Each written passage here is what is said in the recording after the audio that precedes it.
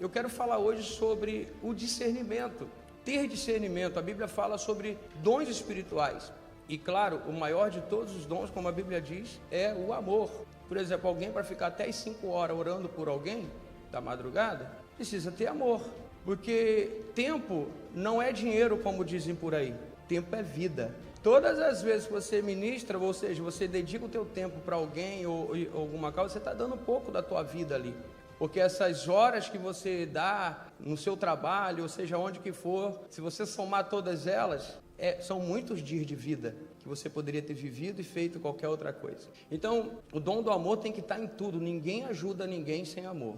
Mas existem coisas que para você fazer, você aí vai precisar dos outros dons do Espírito. A Bíblia fala sobre o dom de cura, dom de visão, revelação. São ferramentas do Espírito Santo ministrada para a igreja, para que o trabalho de Deus seja feito na terra. E Ele não quer usar paredes, Ele quer usar pessoas para mudar a realidade na geografia onde você estiver. E através do dom do Espírito, da ferramenta espiritual, você pode alcançar pessoas e pode mudar realidades. Você crê nisso? Então tem um dom chamado discernimento de Espírito, que esse dom ele é muito importante. E é nesse momento, através desse dom, que o Espírito Santo vai falar para você o que vem dele e aquilo que não vem dele, quem é dele e quem não é dele, o que você deve fazer ou o que você não deve fazer. E para nós termos discernimento do Espírito, nós precisamos de uma coisa: termos intimidade com Deus, conhecer as Sagradas Escrituras, conhecer a Palavra de Deus, conhecer o caráter de Deus, como que ele pensa, como que ele age. E nós precisamos estar cada vez mais próximos dele, porque quando isso acontece, é a hora que nós começamos a ouvir a voz dele. Eu quero compartilhar alguns textos bíblicos aqui com vocês. Capítulo número 5 de Tiago, versículo 16 e 17. Então nós vamos falar um pouco sobre a unção de Deus e sobre a voz profética, o que é ser uma voz profética, o que é ter a unção de Deus sobre a sua vida, o que é ter o discernimento, dependência do Espírito Santo. Se a irmã Érica puder, estiver aí posicionada, pode ler Tiago, capítulo número 5, versículos 17 e 18. Elias era humano como nós. Ele orou fervorosamente para que não chovesse, e não choveu sobre a terra durante 3 anos e meio. Glória a Deus. Depois orou novamente, e os céus enviaram chuva, e a terra produziu os seus frutos. Elias, profeta Elias, ele era homem como qualquer um de nós, sujeito às mesmas paixões, às mesmas limitações. Elias tinha fome, Elias tinha sede, Elias tinha raiva, de vez em quando as pessoas deixavam ele com raiva. Elias de vez em quando estava revoltado, passava por problemas, mas esse homem, que era como qualquer um de nós, ele fez uma oração certa feita e não choveu durante 3 anos e meio em Israel. Houve uma crise terrível e depois de 3 anos e meio, esse mesmo homem, sujeito às mesmas paixões, fez uma oração e a chuva veio. Deus usou Elias para corrigir o seu povo, que havia se afastado dele.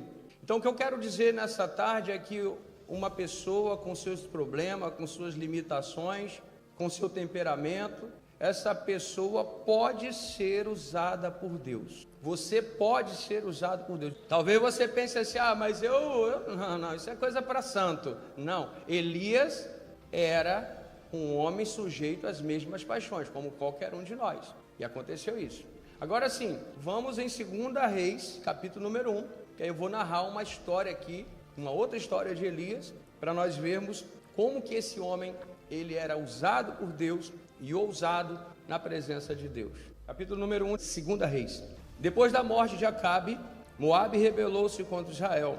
Certo dia, Acasias caiu da sacada do seu quarto no palácio de Samaria e ficou muito ferido. Então enviou mensageiros para consultar Baal-Zebub. Acasias mandou consultar quem? Baal-Zebub. Aí com D minúsculo, né? Deus de Ecrom, para saber se ele se recuperaria.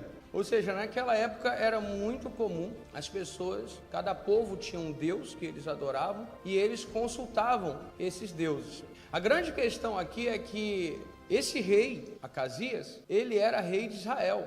Então, Israel já tinha o quê? Um Deus. O Deus dos deuses, o rei dos reis, o Senhor que criou o céu, já era o Deus de Israel.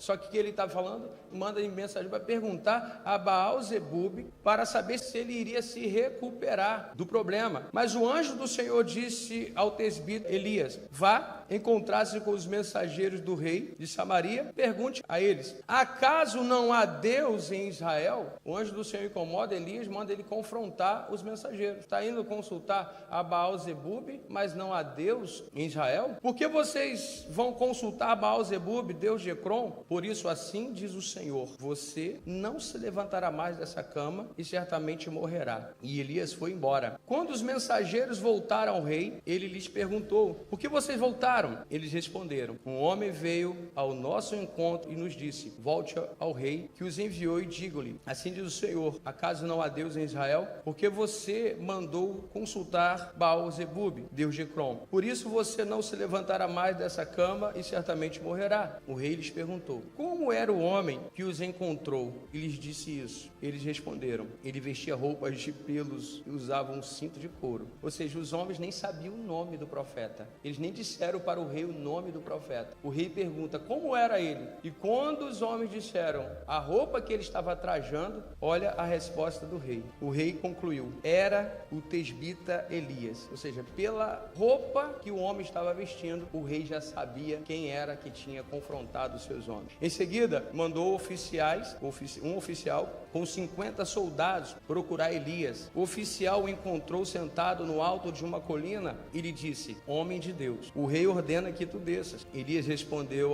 ao oficial: se sou homem de Deus, que desça fogo do céu e consuma você e seus 50 soldados. E desceu fogo do céu e consumiu o oficial e seus soldados. Depois disso, o rei enviou outro oficial com mais 50 soldados, e ele disse a Elias: homem de Deus, o rei ordena que tu desças imediatamente. Respondeu Elias: se sou homem de Deus, que desça fogo do céu e consuma você e seus 50 soldados. De novo, fogo de Deus desceu do céu e consumiu o oficial e seus soldados. Então o rei enviou um terceiro oficial com outros 50 soldados. O oficial subiu ao monte, caiu de joelhos diante de Elias e implorou: homem de Deus, tem consideração por minha vida e pela vida destes 50 soldados, teus servos. Sei que desceu fogo do céu e consumiu os 2 primeiros oficiais com todos os seus soldados, mas agora tem consideração por minha vida. O anjo do Senhor disse a Elias. Quem disse para Elias? O anjo do Senhor disse a Elias: acompanhe-o, não tenha medo dele. Então Elias se levantou, desceu com ele, foi falar com o rei. Ao chegar, disse ao rei: assim diz o Senhor, caso não há Deus em Israel, por que você mandou consultar Baal-zebub, Deus de Ecrom? Por isso você não se levantará mais dessa cama, certamente morrerá. E Acasias morreu, conforme a palavra do Senhor anunciada por Elias. Uma história muito interessante, onde o rei Acasias foi chamado para governar o povo de Deus, o povo de Israel.